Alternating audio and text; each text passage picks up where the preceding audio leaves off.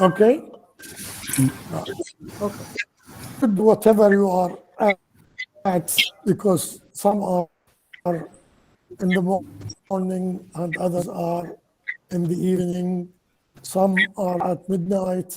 So as we used to say when we wrote our letters, صباح الخير إن كان صباحا مساء الخير إن كان مساء يعني. So, Yeah. I am glad tonight or this evening to introduce to you one of the gems of our linguistic teaching in Iraq, a gem that we have missed for a long time. The speaker tonight is Ms. Lamia Abdullah Alani, born in 1952, although she looks only 52 now. Oh, yeah. She got her BA in 1974 in English Language and Literature. In 1978, she got her MA in English Language and Linguistics from the College of Arts in Baghdad in collaboration with the University of Lancaster. As I remember, they spent the second term in Lancaster, if I am not mistaken. Yeah. And You are right. I'll have to read because her CV is so long and she has asked me to cut it as short as possible. I don't know how. She worked at the University of Basra in 1979 up to 1981. Then up to 1993 at the College of Education, now called Ibn Rushd. And from 1993 on, she got her assistant professorships. In between, she traveled to Belgium on sabbatical, I think. Yeah. And she taught at Antwerp Institute for teaching foreign languages. In 2006, she taught psycholinguistics and discourse analysis to postgraduates at the University of Koya in Kurdistan. In 2008, she did research at Amman, Arab University for higher studies, teaching English for journalism at Petra University. Yeah. For a period extending to 9 years, she taught everyday English at the Iraqi Cultural Institute and gave training courses for international testing batteries such as IELTS and TOEFL. In 2018, she resumed teaching. And she defected in 2010. She defected to another career that is quite different from her original academic one. She chose career in banking, not as a bank owner, but as, I think, an HR there, where she proved there as creative as she had been in her original academic specialization. The list of her contributions there to the banking career is so long that I will only mention some later. She sorry, she built infrastructures and group standard procedures and processes. She developed processes concerning recruitment and learning. Now I won't tell you more because the list is, I am just going to tell you about the topic she is going to talk about. She is going to talk about a very interesting topic, which is most befittingly comes at the peak of a campaign, or the Orange Campaign, which is fighting against violence for women. The topic is styles in women, or male and female speaking. Now, just to give you an idea, women's language has been long since acknowledged as a distinct variety of language.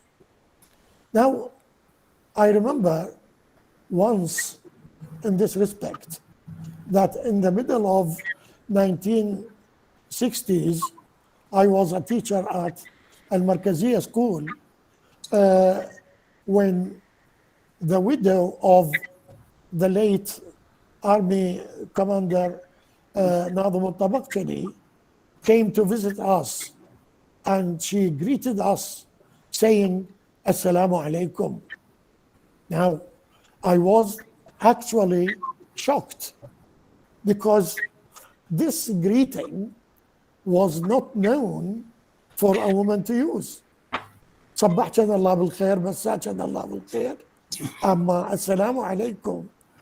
What occurred to me is this lady is an androgynous or mannish, مسترجلة يعني. And you know, it was so strange to me that it sticks in my mind up to now. So she is going to concentrate, of course, about women's language, and I don't want to speak more about it. I'll give the floor to Ms. Lamia Alani to talk to us about styles of speaking. Yeah. Please. Thank you very much, Dr. Abdulatif Jumaili. Just at the end of the lecture, we will write down those who want to ask questions, and then we will give everyone one question at the beginning, and if there is time, we will go back to them. Sorry, thank you. That's okay. Thank you very much, Dr. Latif Jumaili. Thank you for your kind words, and I highly appreciate your remarks about my academic career and other career. I would like also to thank Dr. Muna Al-Alwan, who keeps encouraging every member in this group to keep pace with the latest developments in each one of us in her specialty through research, through discussions and webinar. Special thanks also to Dr. Mesa for preparing and posting the flyer. Special thanks to Mrs. Wiam Rubai for her non-stop help, especially technically speaking, or in technical support. She was always there to help. In fact, my topic is the conversational styles of men and women. If I try to have the PowerPoint slide here, yeah. The conversational styles of men and women. If you look at the title, I really try to deliberately to revert the order of the gender term by starting with women rather than men. And this was done deliberately because our main concern is really women and not men. It has been said that English language was made by men, and this is said by Dale Spender in her book, Man-Made Language. And she believed that, she really, that it's men who made English language, especially in case of grammar. And that's why we have really terms, male terms always preceding female terms.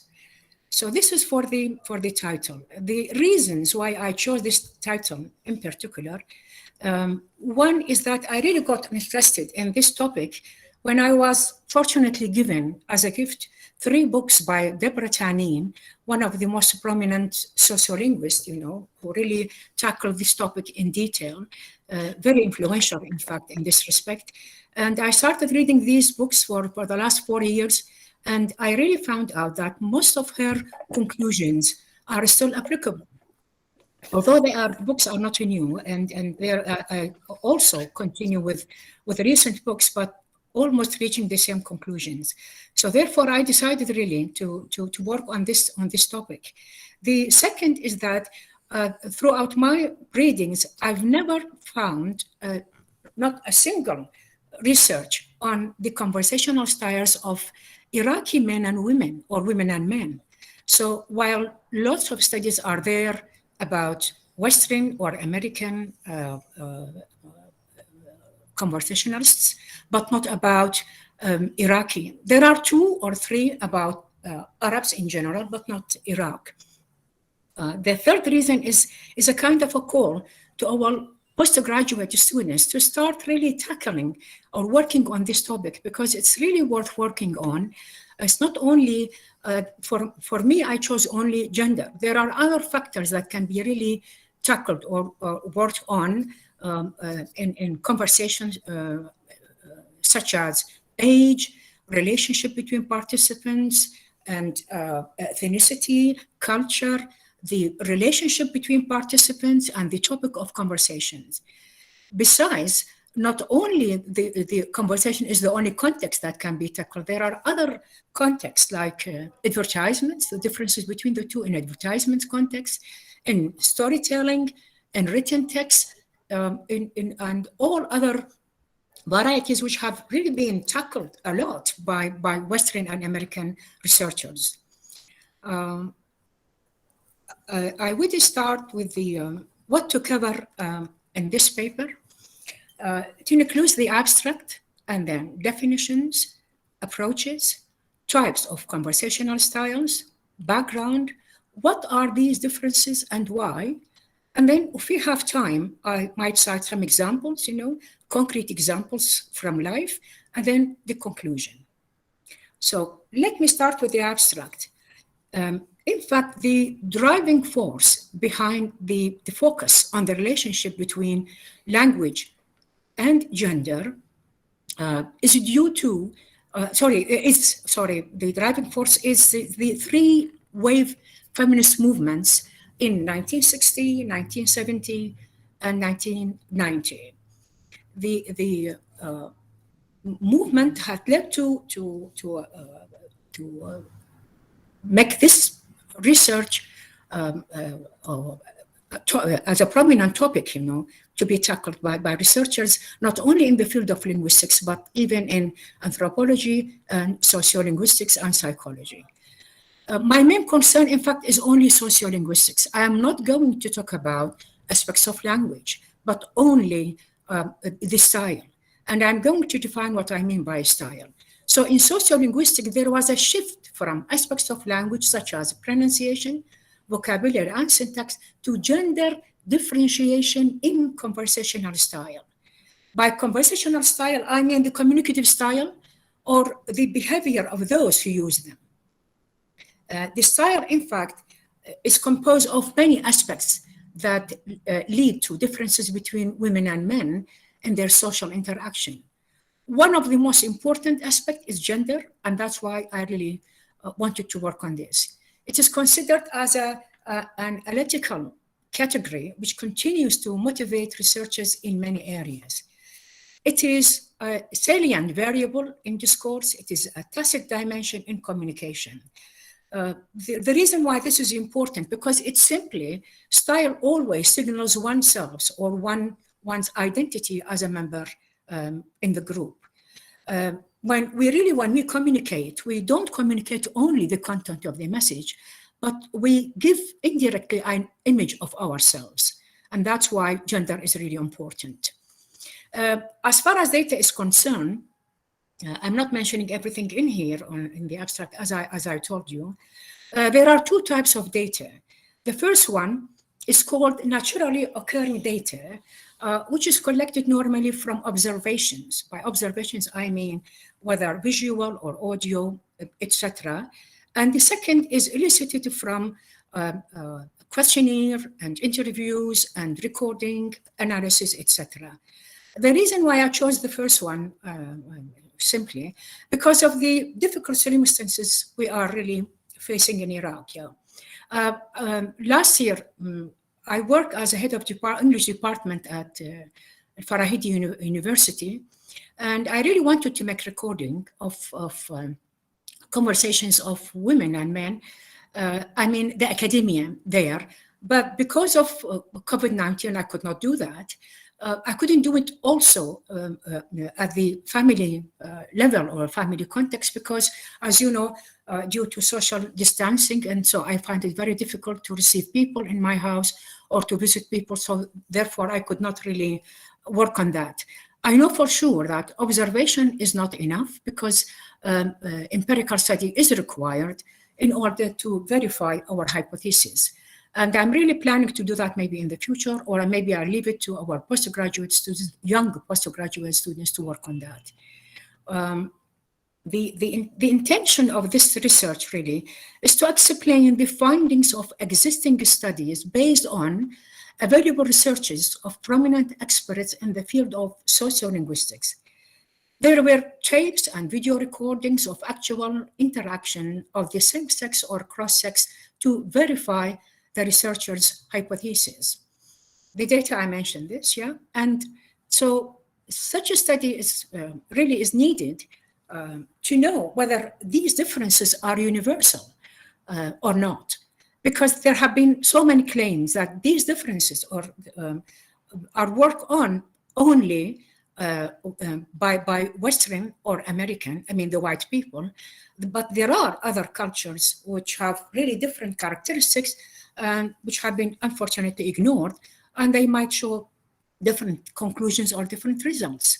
Therefore, it's really necessary really to work or to tackle this topic as far as our community is concerned. The majority of these studies reach almost the same conclusion, which postulated that there are differences between women's and men's style, which should not be ignored in spite of the frequent similarities. Now I come to definitions. In fact, the reason why I put definitions, you are all familiar with them and they are all well known to you, but I really decided to put definitions because they are really indicators of the characteristics of the style of both men and women, and I will show this. If we start with gender and sex, everybody knows that sex is a biological or anatomical difference between women and men, while gender is concerned with the psychological, social, and cultural differences between the two genders. In fact, in the pre-feminist movement era, the gender and sex were looked upon as very much interrelated. But in the post-feminism area or period, they were looked upon as a binary opposition. And therefore, we have to make that difference. It's important. As for conversation, it is looked upon as a cooperative endeavor which maintains the relationship between the speakers through which they reveal their attitudes of intimacy and closeness, and this is related to women, if I am not biased, and hostility or dominance related to women, as researchers have proved that, Interruption is a period of overlapping speech where the interrupting speaker is trying to obtain the floor. Also, studies have proved that men interrupt more than women, and it is really a marker or indicator of their dominance. They want to domain, and they want to always to obtain the floor, especially with mixed or cross-sex communication. For simultaneous speech, it occurs when the second speaker begins before the first speaker finishes. Both continue talking and complete the utterance.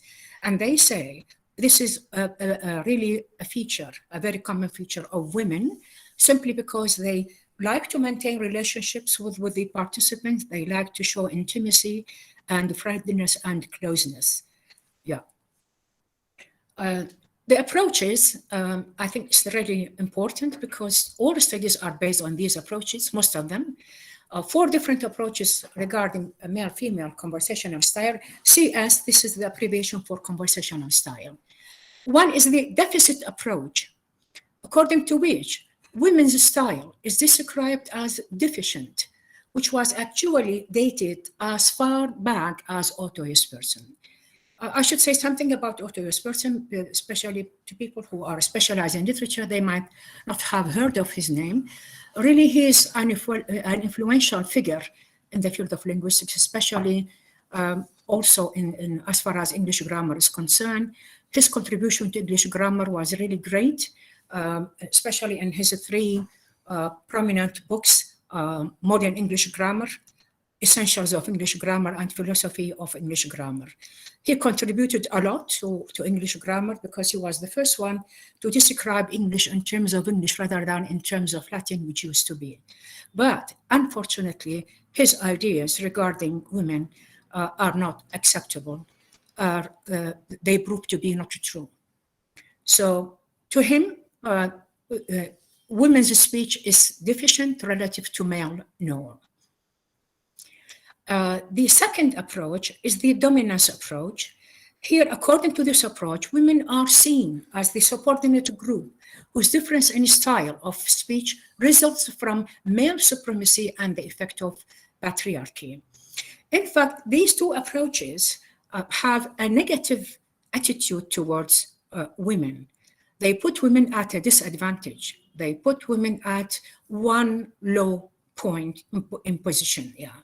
While the last 2, the difference approach, the advocate of this approach is Deborah Tanin, whose books I've really read, the 3 books I got as a gift, differentiating women and men as belonging to 2 different linguistic subcultures.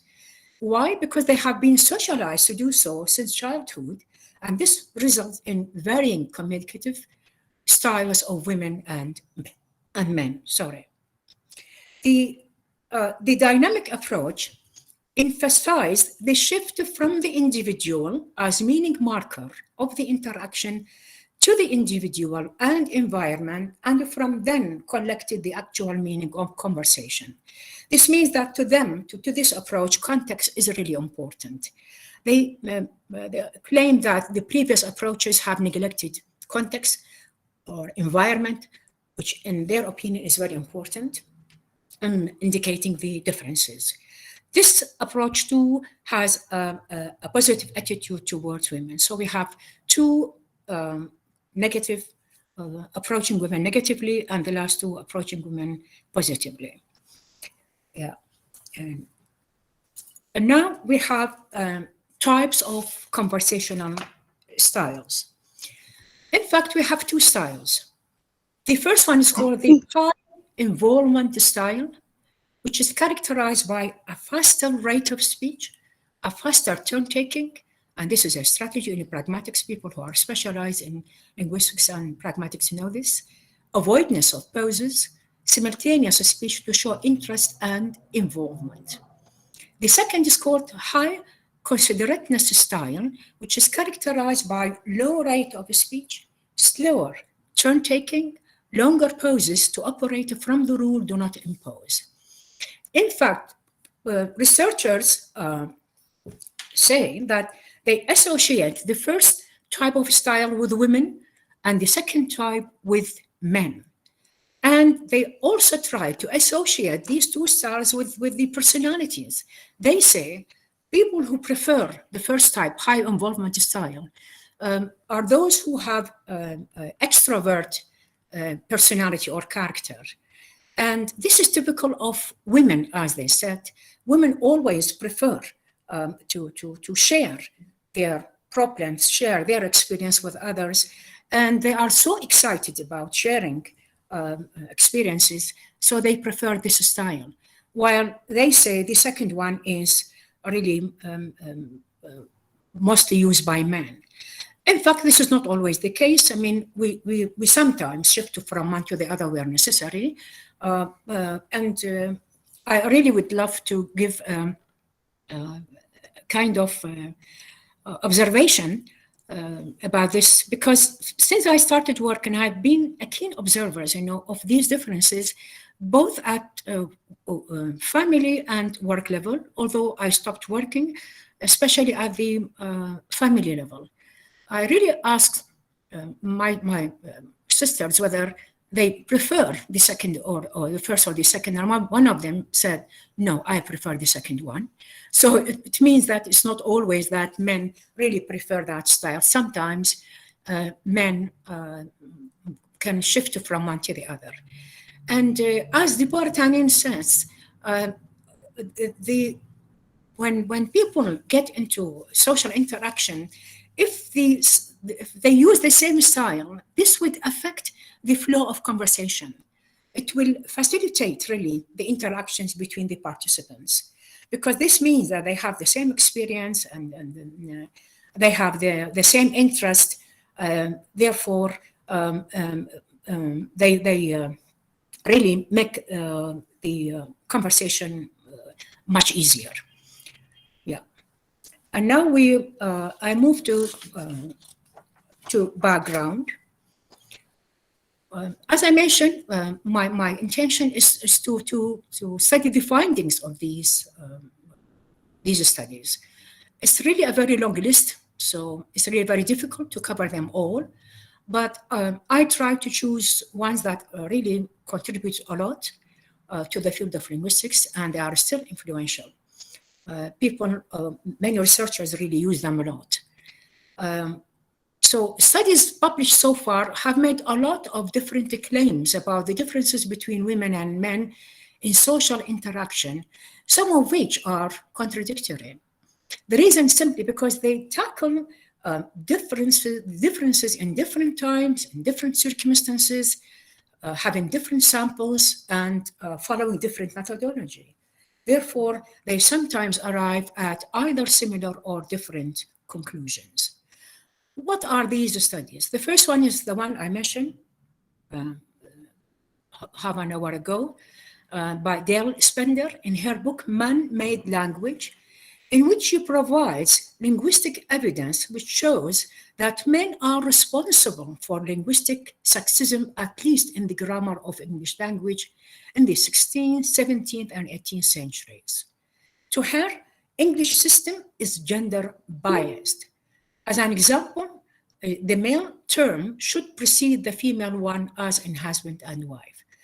But I should mention that these days, people try to avoid the bias by using a neutral term.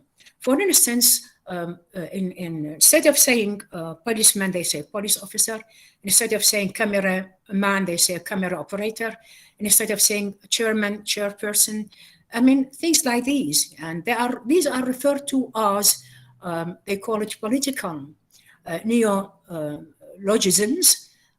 which have been newly created to meet the needs of people, whether linguistic needs, social, cultural, whatever, etc. The second study is by Jespersen, because, I mean, his study, Jespersen's study went for 50 years. People accepted his ideas for 50 years, which concluded, again, that women are linguistically deficient in comparison with men, and men get bored. Sorry, the spelling of the word bored, wrong, with women conversations. Such studies have put women at a disadvantage. Another study by Hirschman is one of the earliest known studies to yield the findings on language and gender, in which conversations of women were recorded and analyzed. And it advocates really the difference theory. There are other studies which are really important, but I couldn't put them all here. A study which was carried on career-oriented men and women raised under the influence of women's movement and laws that prohibit this gender discrimination. The findings asserted that in spite of similarities in personality attributes and aspiration, men still demonstrated provocative behavior such as giving orders, opinions, suggesting, giving information, while women devoted their interaction to reactive behavior such as agreeing or disagreeing. Another study was carried on also on a group of university students, both males and female, engaged in a meeting by members of the same department, and the author concluded that men tend to produce more directive utterances than women, but when the same sample was engaged in an informal talk, women were more directive than men. This implies that men are after prestige and dominance in public conversations. The same holds true in family contexts. Women provide more directive statements than men. They give orders and suggest opinions, etc. A third one is by Zimmerman, tackling the power relationships. By power relationships here means the length or frequency of speech and turn-taking. The findings show that men usually talk for a longer period of time than women, and they interrupt more. So interruption is really considered as one of the characteristics of, until now, characteristics of men's speech. And I have also studies conducted. These are the two studies conducted by Arabs here. One of them is Egyptian, who drew her data from a large corpus of several talk shows broadcasted on Egyptian local and satellite channels. Her results showed that male hosts were found to interrupt their female guests more than they did with males. Her findings also showed that there were different patterns of interruption in same-sex and cross-sex conversations.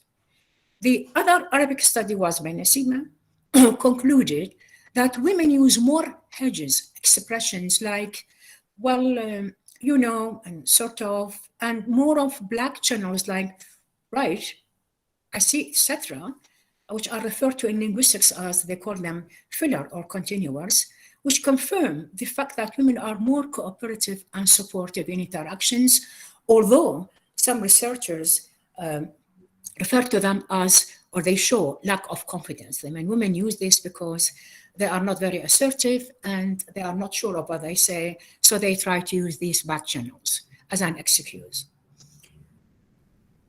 Yeah. So what are these differences? I'm looking for your collective observations on this, whether you say yes or no, whether you agree with some of them or most of them, or maybe none of them.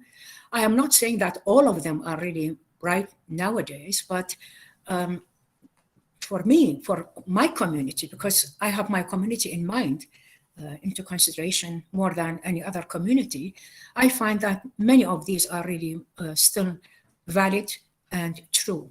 I don't know whether you agree with me or this, and then we can discuss this, you know, after I finish with the paper. What are these differences? And then I will explain the reasons behind.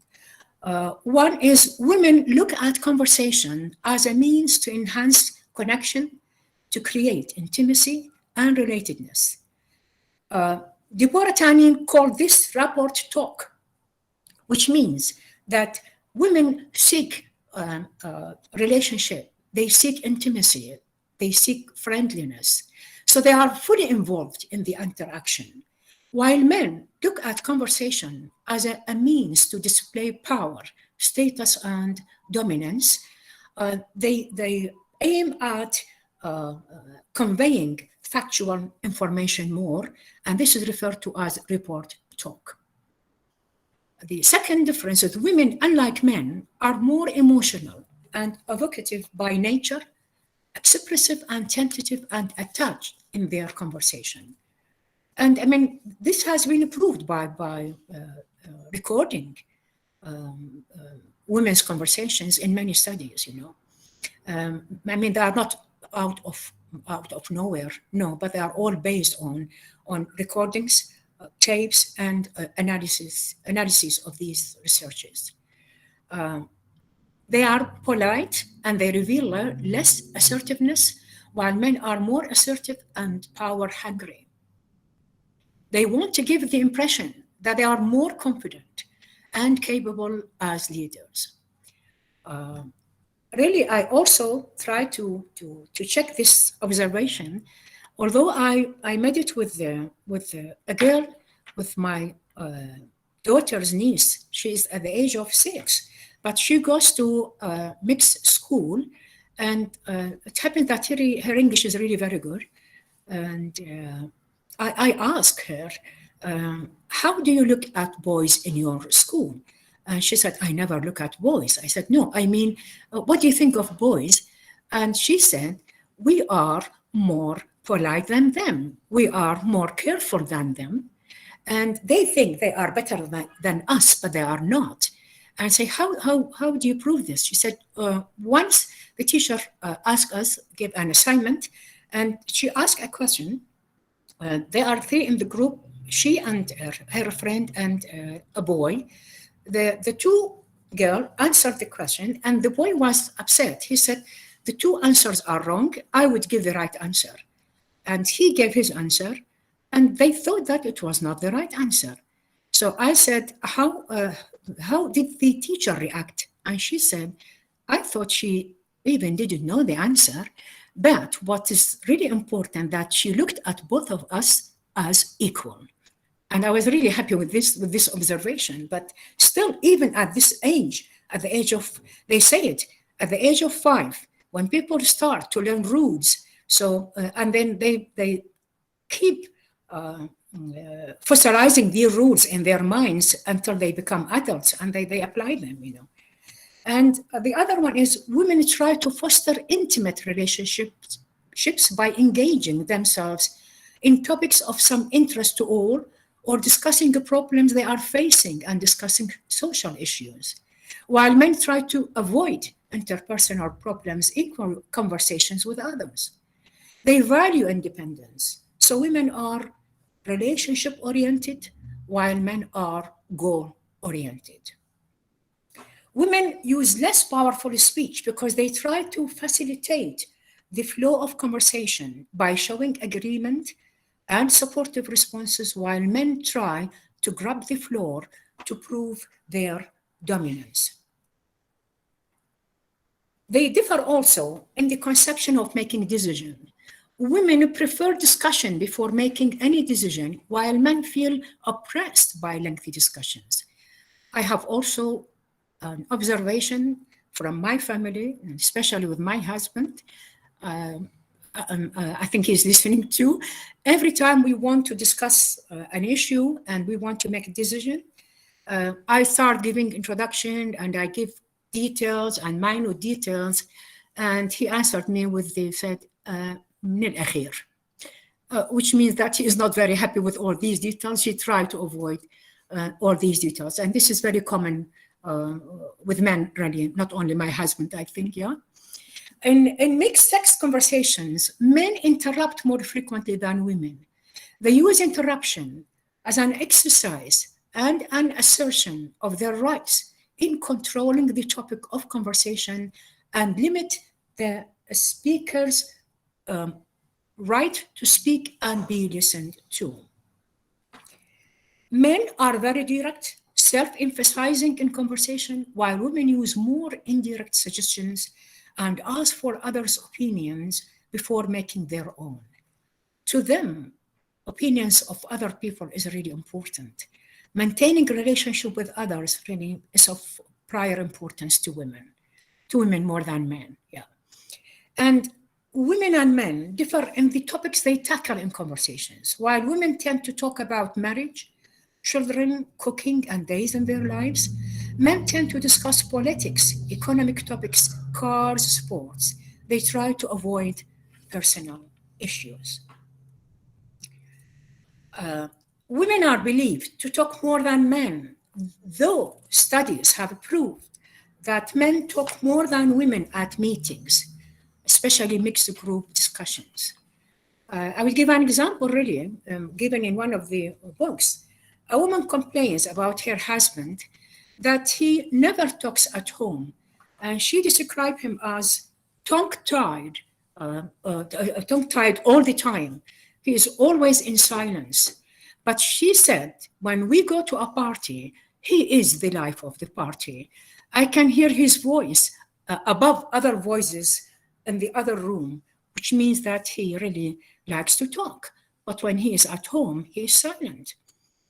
So it's not true that women talk all the time, or talk more than men, yeah.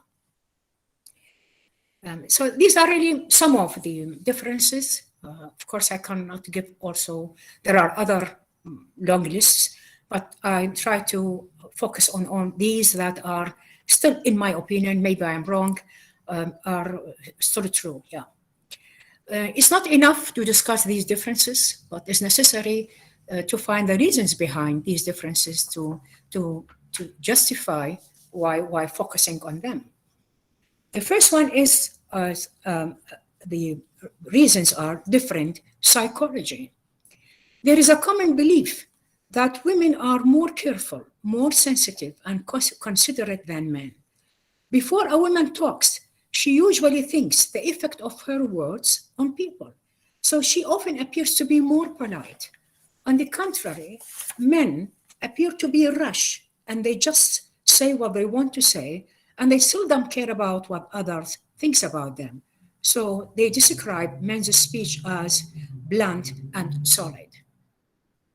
The second reason is the different social roles. The Mauritanians believe that these differences are due to the different social roles of women and men throughout history.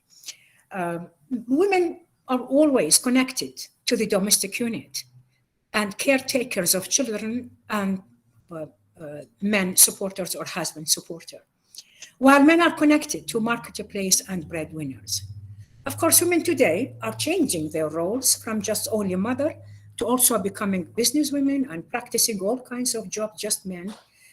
Though her social status has changed a lot, but the stereotype of this role is still there, especially in the developing countries like ours. The situation might have changed in the developed countries, but they are not in the north in other parts of the world. These really roles are reflected in their behavior. Yeah. So this is what leads really to misunderstanding in communication between men and women. Some researchers consider these stereotypes, behavioral stereotypes, that come really with gender conditioning as artificial. And because they are artificial, they can be easily minimized. Of course, depending on time, on relationship, on the way people look at women in community, and so many factors are really involved, social, cultural, political, etc. And the other one is the different social status. In the past, men were given more opportunities in education than women, but this situation has changed a lot, and that's why they say women are very sensitive to their status. They confirm their status in conversation because they are deprived of this social status. But this is not true anymore, because they really have now the ability to get higher education and to attain higher positions in different aspects of life. But it seems in one of the researches I found, they say that the more educated women and men are, the less differences are there between them. And which means that education is really an important factor. It is a key factor in conversations, and this is really could be a fruitful area for research for students to see whether this is true or not. Comparing people who are not educated with the conversations of people who are educated, whether these differences are still there or are the same or not. The other one, the reason is different subcultures. The advocate of many researchers, are advocate of this reason. Different subcultures in that men and women belong to two different linguistic subcultures, which means that they really have different experience, and they operate in different contexts, and they tend to develop different skills for doing things and words, and therefore we expect even different goals and different needs. So we normally expect the differences between them as a result. As for the last one, different rules at different times, is that by the time we become adults, we possess a wide variety of rules for interacting in different situations. We learn these rules at different times and different contexts. We learn them also as children, interacting with our parents and teachers, rules for learning when we first ventured into public domain, and rules for friendly interactions. So these rules will remain with us, and that will really dominate unconsciously our conversations, and that might lead to differences between men and women.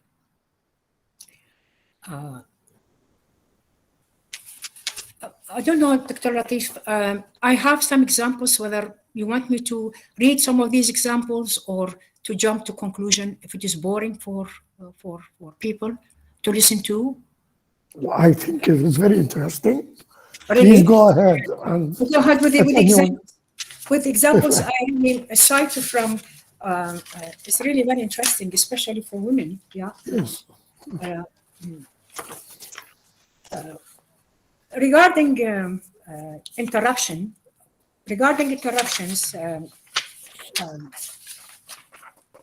just 1 minute, please, if you allow me to.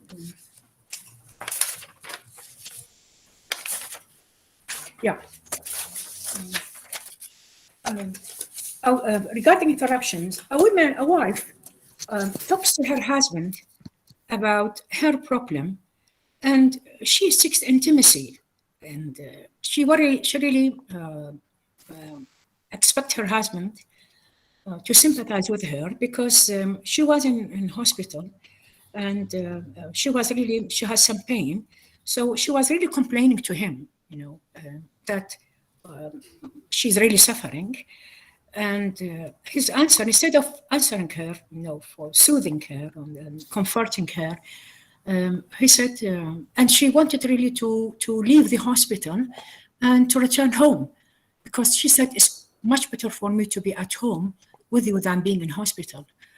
And his answer was, why don't you stay in hospital? Because you keep complaining, so it's better that you stay in hospital.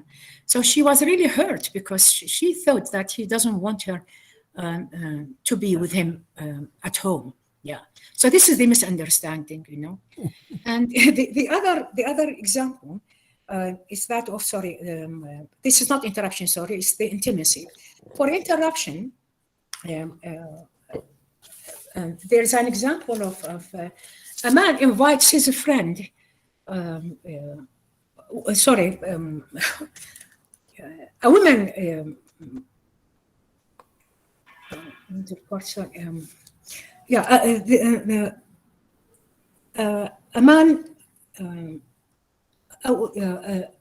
A man invites his friend to stay with him for the weekend without asking her permission, his wife's permission. She is hurt because she thinks her life is bound with his. So he has to ask her first. To her, this is a failure in their relationship. He is hurt because he thinks she wants to control him and limits his freedom. Yeah. See, this is the misunderstanding. Yeah. Asking for help or direction. Women are always inclined to ask for help or direction because for them, it is time and efforts saying, while men refuse to ask because they feel it puts them into a one down position. They want to look for knowledge themselves and not asking others. And this is really not true of me. I always, when I get lost, especially in the streets, I really ask people. When I'm in trouble, I ask people because for me, it's again, save of time and efforts. Why should I waste my time, I can ask. It's not the same with my husband. It happens once that we went to a place and we couldn't figure out the place, we could not find it. And he spent more than half an hour looking for the place and he refused to ask. And we returned home and he refused to ask. So, I mean, this is really very, very familiar of men. And it's not always with men because it happened too with my sister, who's a woman, and she did the same thing. 2 weeks ago, I was in Turkey for a technical conference, and we were at the airport. I got panic because the airport was really very big, the Turkish airport. So I ran to people asking, and she was furious. She said, "Why do you ask? There are signs and you can follow them, signs." I said, "Why should I waste my time?" Because I was worried about, missing the plane. So she said, "No, it's better to figure it out because you might one day be alone and then you have to find it by yourselves." So there are some cases where we cannot say 100% that this is for men and this is for women. Sometimes both try the same strategy depending on how they think. Yeah.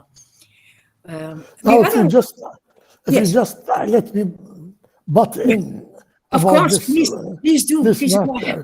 Yeah. This matter, as reported from Amir al-Mu'mineen, Ali ibn Abi Talib alayhi salam.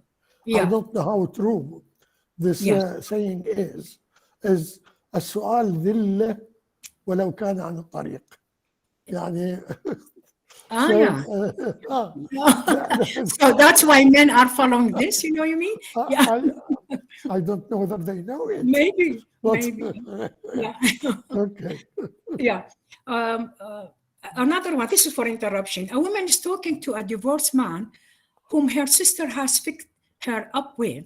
She's telling him that the doctor is telling her that she needs to be operated on her gallbladder. She really suffers from pain in her stomach. So he interrupts her by saying, instead of asking about her health, he said, "Your sister is getting married next week?" And the other question he raised, "Tell me, what do you think of love? So he didn't ask her about her health or offer advice. So she stopped really talking,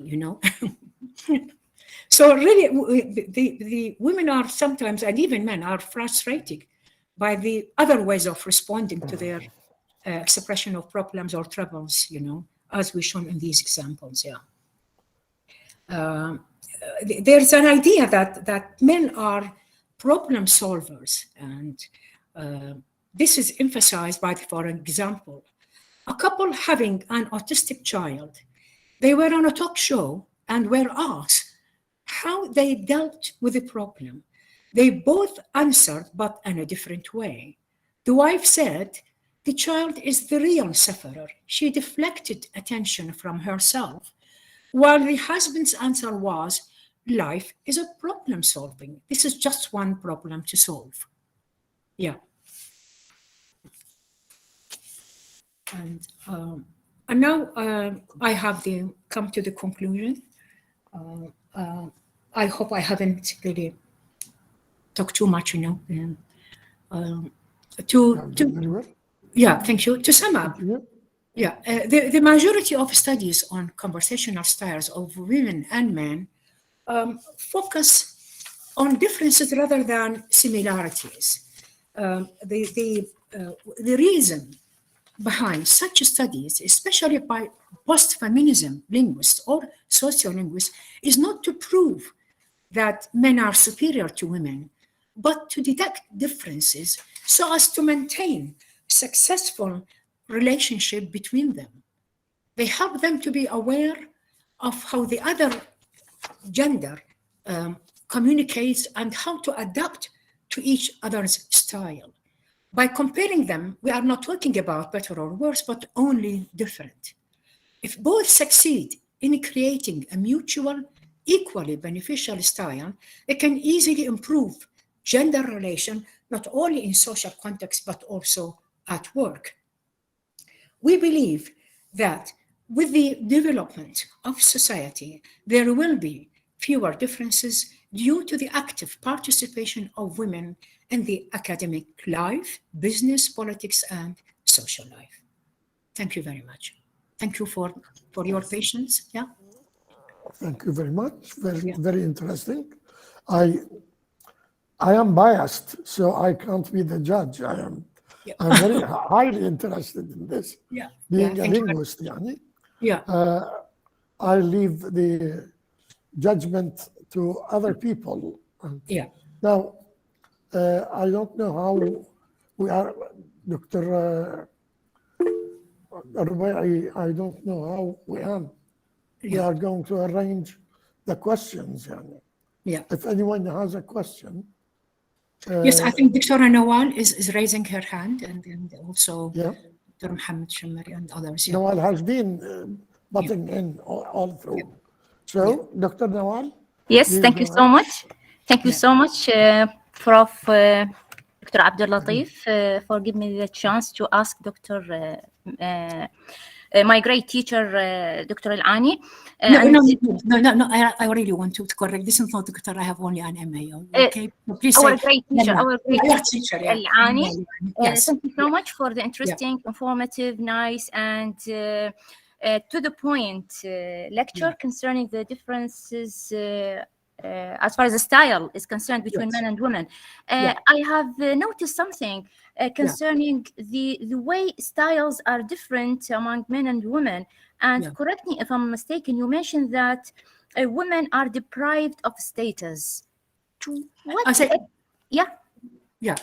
This was in the past. Social status mean having positions in government, in aspects of life. This is in the past. I mentioned this, but not anymore. And that's why the researchers carried on in 1960s and even 1970s. They believe that women are not capable of carrying out certain jobs, so they don't have that social status as men, but not anymore. Okay. It has changed a lot. The situation has changed a lot. Yeah. So this is the point now is very clear to me. Thank you so much. Yeah, of course. Yeah, most welcome. Yeah. Okay. Yeah. If I am allowed to comment, I think, to me, this change is only a facade. Yeah. The reality is still there. Yeah. I mean, the inequality. As far as our culture is concerned, community, Iraq. yes, our culture is concerned. Iraq. I do agree with you. And that's it's why only a facade. Yes. And the reality is that there is no change. Yeah, and that's why I really, that's why, Dr. Latif, I say I consider the stereotype of women's roles is fossilized, I use this expression because it's very difficult to eradicate, to get rid of, It is still there. It's even getting worse, these days. What I am interested in is that cross-cultural study to be carried out. Perhaps Dr. Minal Alwan will be involved to compare Western culture with the Iraqi culture to see whether the rules that you have mentioned coincide in both cultures or not. Okay. Who is next? Any other? In fact, Dr. Latif Jamali, to comment on your point, my sister has been living in Belgium for over 50 years. And she admitted some of these differences, but not all. She said, not anymore these days. Some of these are not anymore. But for me, because I really watched European and American series, especially related to such issues, And recently I watched a series called The Maid, which showed really exactly the same thing, the man's abuse of women. She got a scholarship, and this was very recent, 2021, and he refused to allow her to continue her study. And they got divorced because of that, So we don't say that they are completely, different from our community. There are still some of these differences existing there, if I am right, Yeah. The problem with the American culture Yeah. is that there is no such thing as a single American culture. As Dr. Rana will know better than that. Because if you compare the North, the English North, and the South, the Spanish originated South, even between states, there are different cultures. That's right. I think Americans differ from the British in this respect, although they speak the same language. But I think cross-cultural research will be very interesting. Yeah, there's also a study by one of the sociolinguists carried on Spanish women and men in rural area in Spain, and she also arrived at the same conclusions, that women are different from men. And she also talked about the segregation of men and women when they come together, which is also familiar with our community. Whenever we get together, it's only, men and women, only the first half an hour, we share conversations, and suddenly we find women are all in the kitchen and men are sitting discussing different topics. It's still there. It's still there, yeah. Do you know that in our culture, let's say in the suburban culture, not the urban, women are still are not treated equally as far as inheritance. Women are not given the same what they deserve. Even by Sharia. Yeah, that's right. And there is what is called in our community too, face saving. The face saving, when the children are, especially girls, are reared up, to respect men, and when men talk, they have to keep silent and they should not interrupt. Such things, are there. Yeah, it's this. They call it saving strategy. Which is very common in pragmatics. Yeah. Any other question? Yeah, excuse me. Here we have Mustafa Ghanem. Yeah. And other. Yes. Yeah, good evening, everybody. And thank you, Mr. Latif and Mrs. Lamia, for this lecture.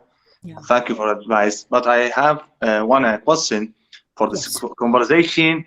The women, you have the culture is different in Arab culture and English culture. How can depend for stylistic for the culture in conversation with the woman? The culture effect for conversation? Of course, it is one of the most important factors that affects, but culture, I mentioned, I emphasize only gender. But there are other factors, and that's why I left it to postgraduate students or researchers to work on the importance of culture. Of course, it plays a role, a great role. In this. The woman in general is shy, but different culture affect the woman. For example, in England or in American countries, the woman take her rest. Speak in anything conversation different with the women in Arabic countries. Yeah. Okay. Yeah. I mean, it depends on the way they are brought up, you know. This it starts from childhood, you know.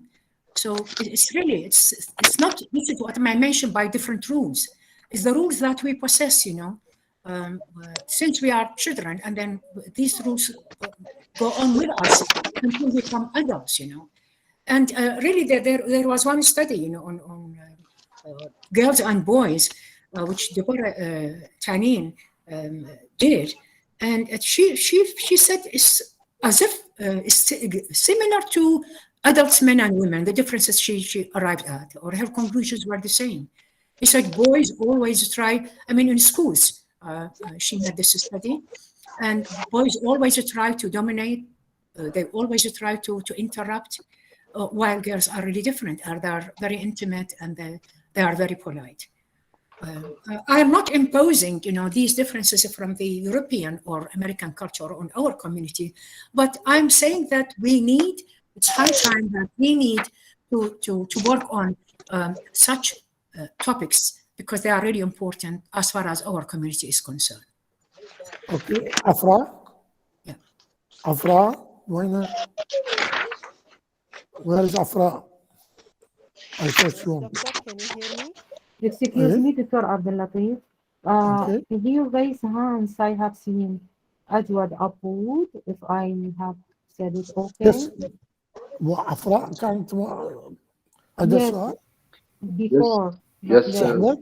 Yes. Ajwad? Yes, I am Ajwad. Yes, Doctor. تفضل. Good evening to you and to Mrs. Alani. Thank you very much for giving me this kind of opportunity to participate in this very good and excellent lecture, which is not outside the scope of my specialty, as a matter of fact. Actually, I've heard about Mrs. Alani a long time ago, but this is the first time I listened to her fruitful conversation. I feel honored to listen to her.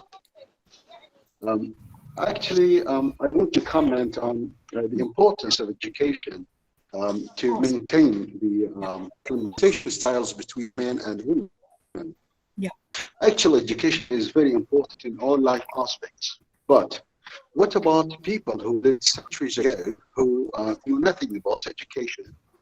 Can we say that they didn't approach conversation styles? Of course not. They did. This is on one hand. On the other hand, on what kind the conversation styles are based?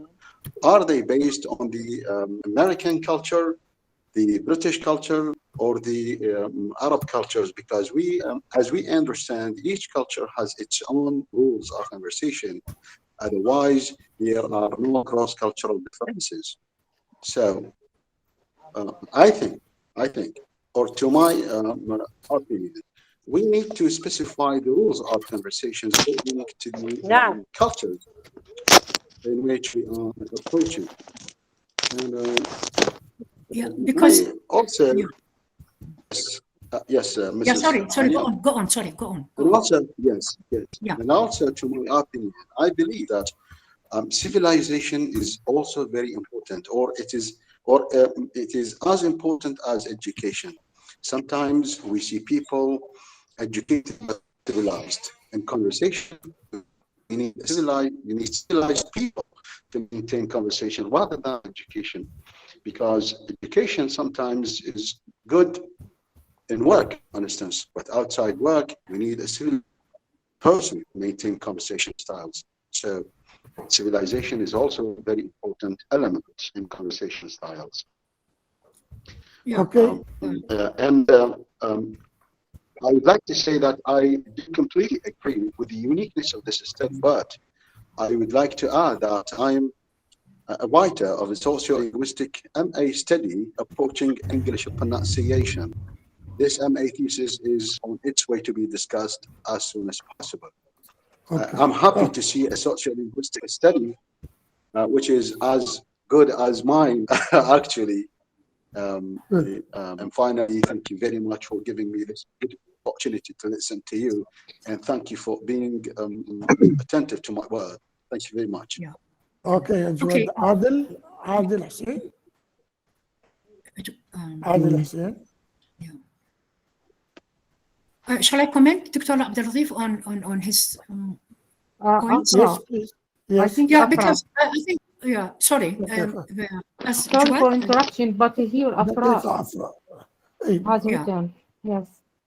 Good evening, dear doctors. Can you hear me? Yes, I do. Yeah. Yes, we can. Please go ahead. Yeah. Thank you very much, Dr. Lamia. Thank you very much, You're most dear welcome. Dr. Abdul Latif, for this interesting lecture. It is always different with you, Dr. Lamia. The lecture is always different with you.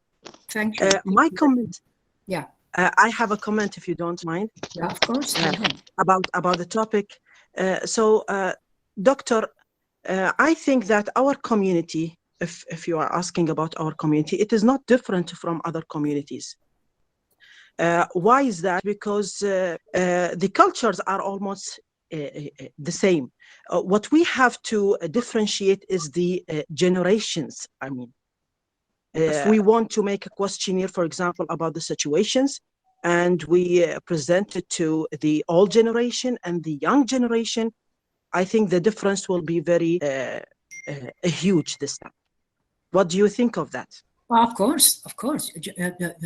I mentioned that one of the factors is age. You know, yes, age is. One can, and that's why I'm saying that we can tackle this work on this topic from different perspectives. You either emphasize gender or age, or even the relationship between participants, culture, as the Jawad mentioned, education. All these really affect the conversational styles, but it's really very difficult to tackle them all. And that's why we find the differences in conclusions, because each research, the one I really consulted, each research emphasizes only one factor. You cannot work on more than one at the same time. It's very difficult, because we might, that they arrive at sometimes contradictory conclusions because they approach the topic from a different angle or different perspective. Education plays a role, culture plays a role. I don't know what he means by civilization. I mean, of course, I am saying, I said already, and these are differences based on the findings of experts in this field. They are mostly European and American, only 2 are Arabs. And I am calling you all, you postgraduate students, to approach the topic as far as our community is concerned.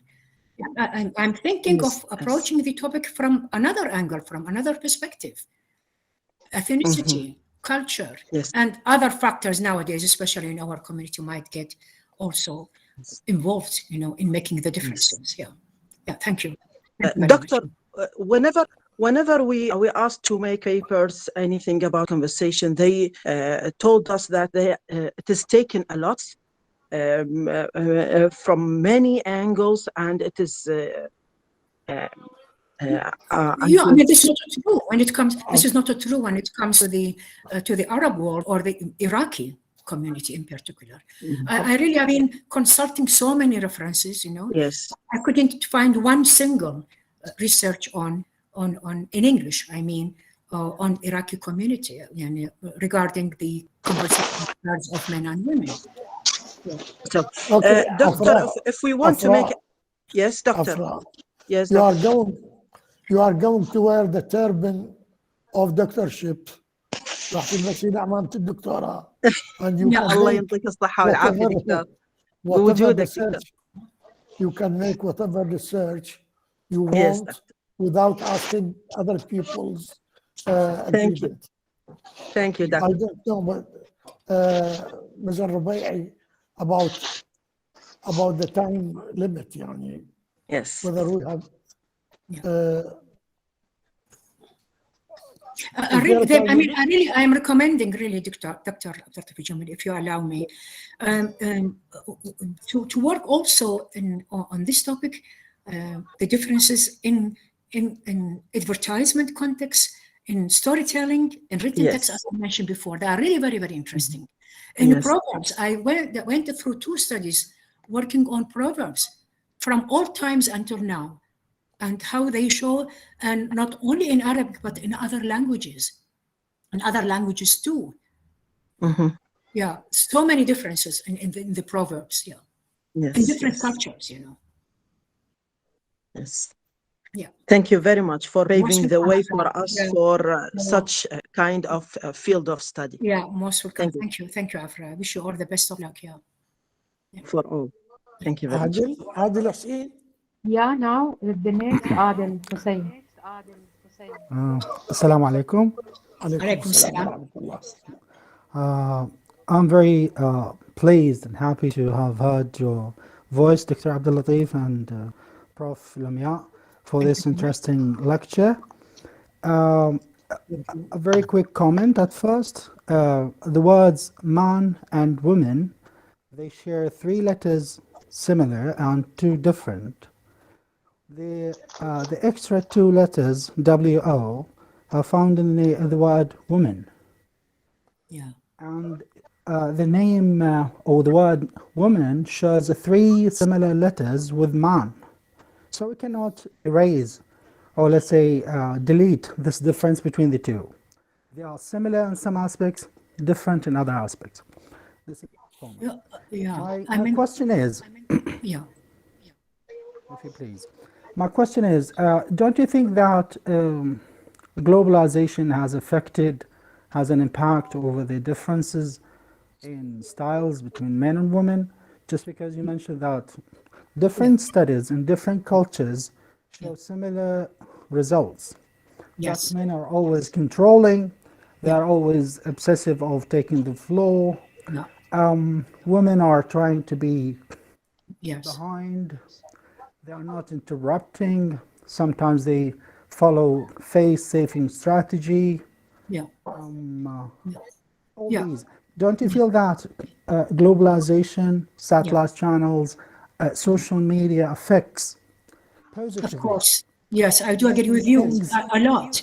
It affects a lot, really. Yes, making things easier than before. The differences are now abridged between the 2 genders, man and woman. Not all the time. Yeah, not necessarily, not all the time, because I was watching a video yesterday posted by one of our members, Dr. Fatma, showing a lecture by an American,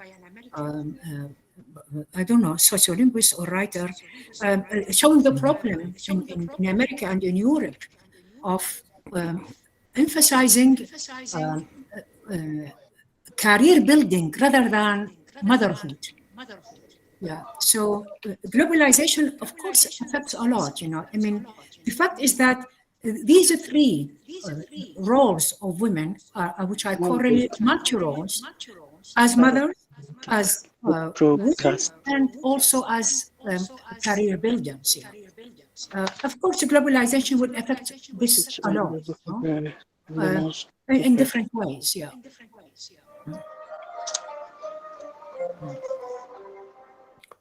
Ahmed Ismail. Thank you very much. Most welcome. Yeah. Ahmed Ismail. Assalamu alaikum.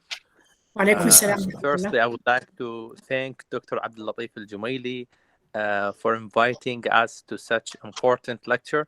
Thank you, Dr. Abdul Latif, and thank you, Asst.Prof. Lamia Alani. Thank you very much. Actually, I have 2 questions.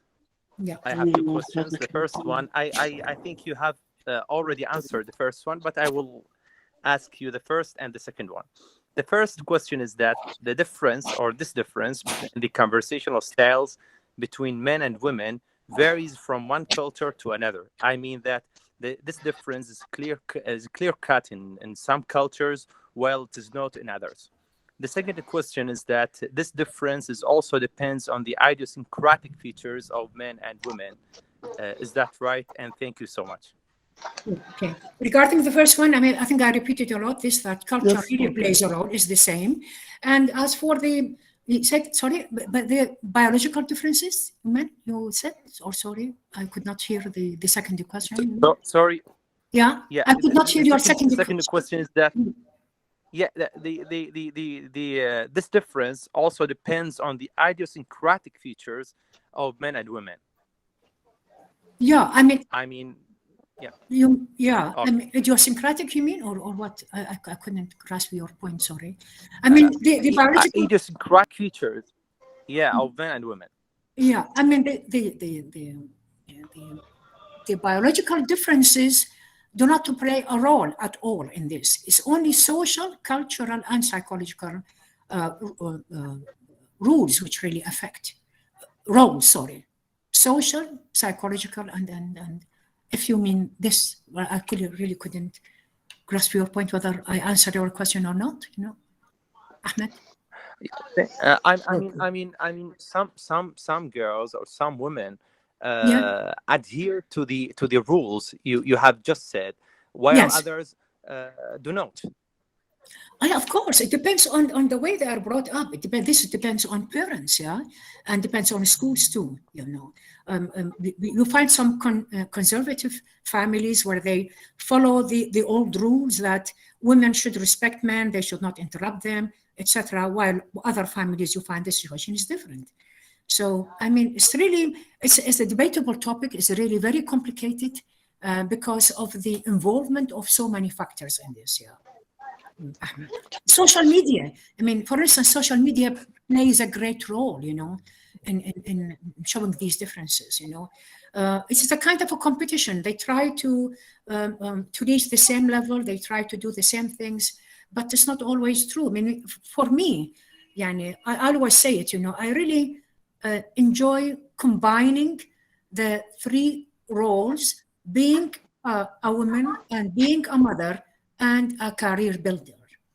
I mean, but not one at the expense of the other, because nowadays, because of globalization, women, and he talked about independent women, asking for focusing on building careers at the cost of motherhood.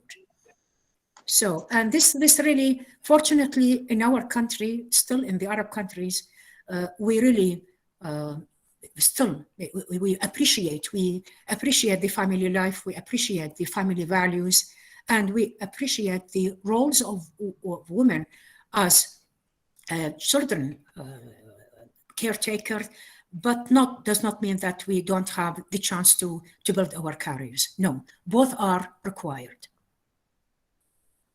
Okay, Iman. Thank you so much, Doctor. Yeah, you are most welcome. Iman. إنعام جابر العفو. إنعام جابر, are you still there? Yes, Dr. Jumaili, thank you very much. Thank you. Yeah. Well, first of all, I'd like to thank Prof. Lamia for this interesting lecture on such an interesting topic. Thank you very much. And I have two comments, actually. Yes. One directed to you and one for Jumaili. Yes, thank you.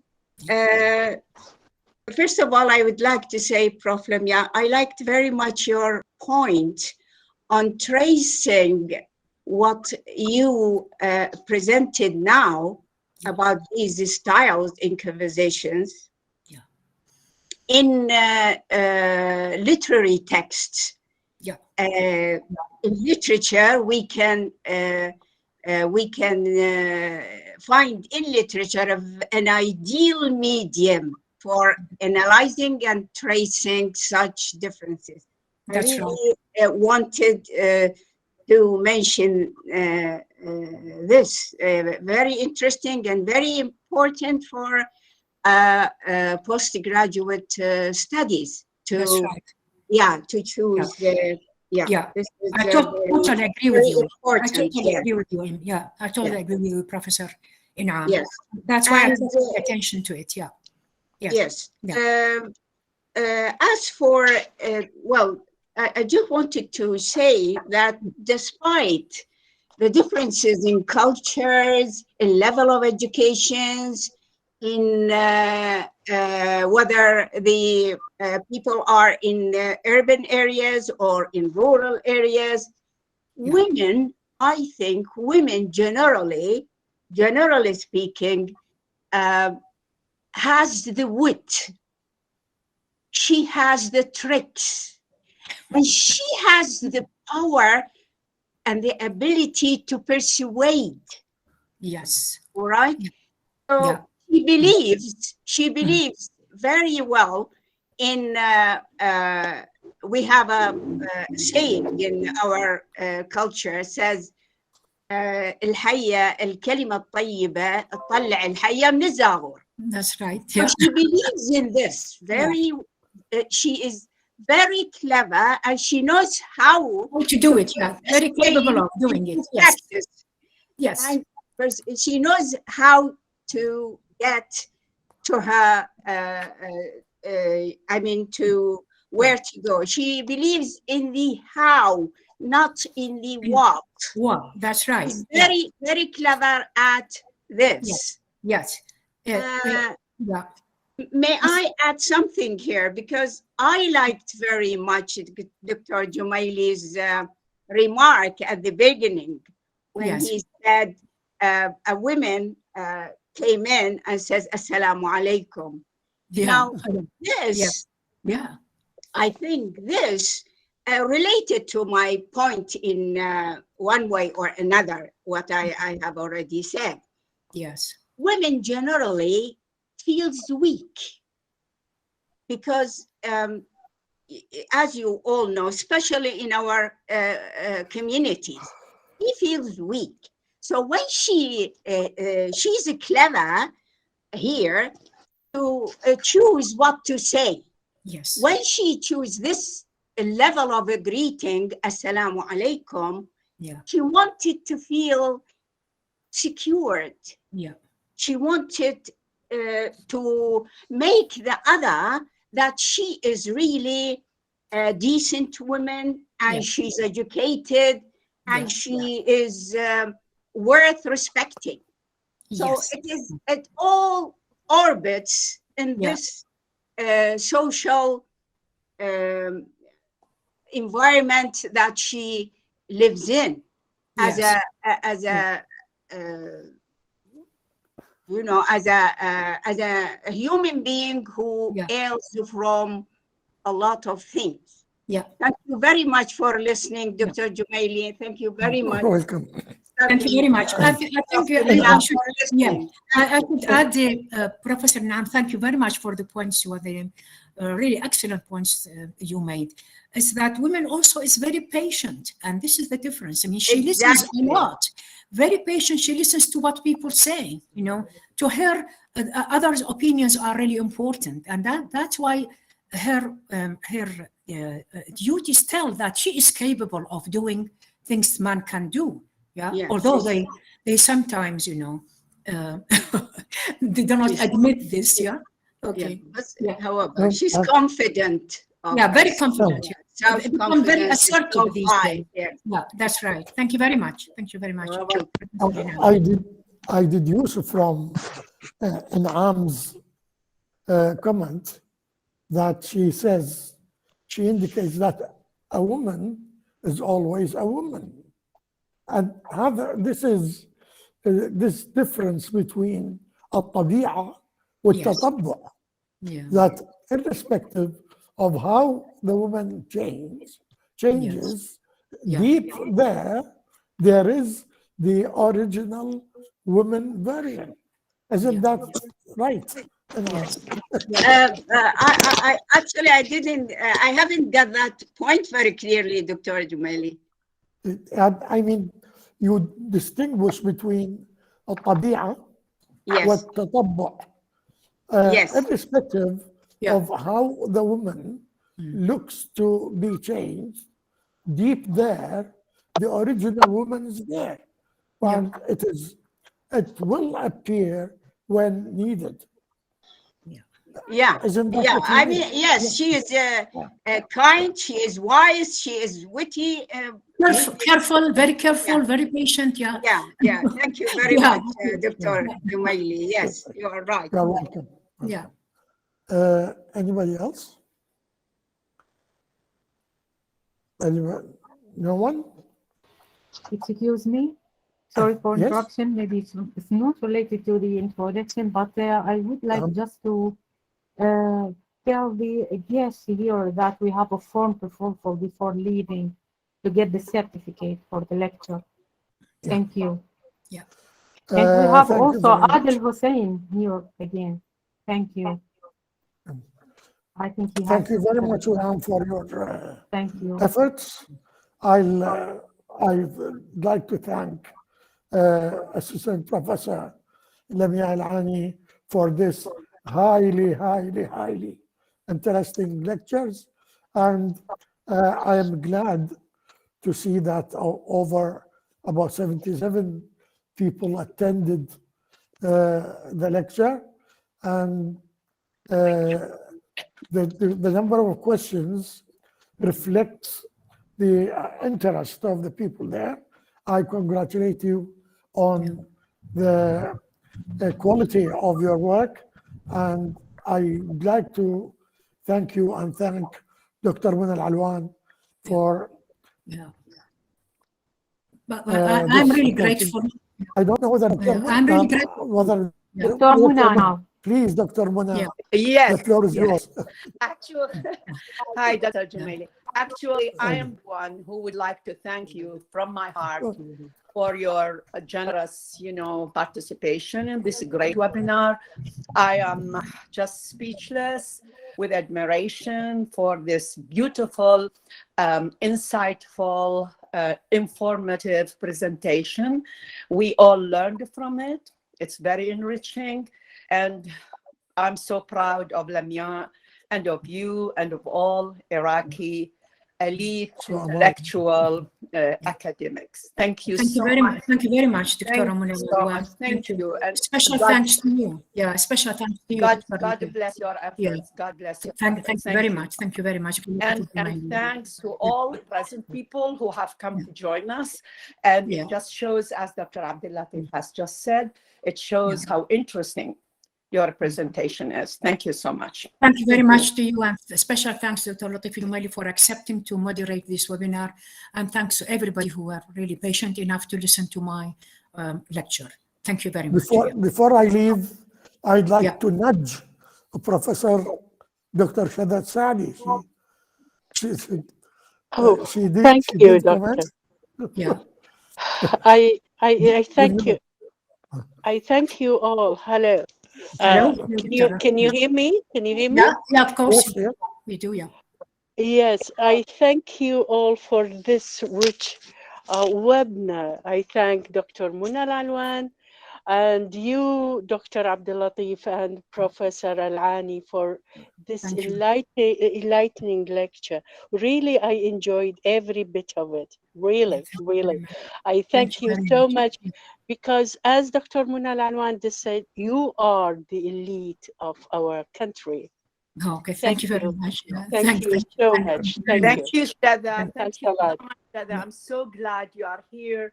I'm happy to see your photo. I really miss you. And thank you for your beautiful words. You are also among the elite of our country, and there's so much hope in all of you. Thank you so much. Thank you so much. We appreciate that. Thank you. Thanks a lot. Thanks a lot. Thank you very much. Yeah, thank you from the heart for this valuable webinar. And to all of the attendees, thanks a lot. Really, you are elite, as Dr. Shada and Dr. Muna said. Thanks a lot, and have this chance to know Dr. Abdul-Latif Al-Humaili also. Really, thank you very much. I'm grateful to all of you, really, for being patient enough, Yeah, thank you very much. Give us more. Yeah. Give us more. To all of you. Thank you. Goodbye, everybody. Thank you very much. Thank you.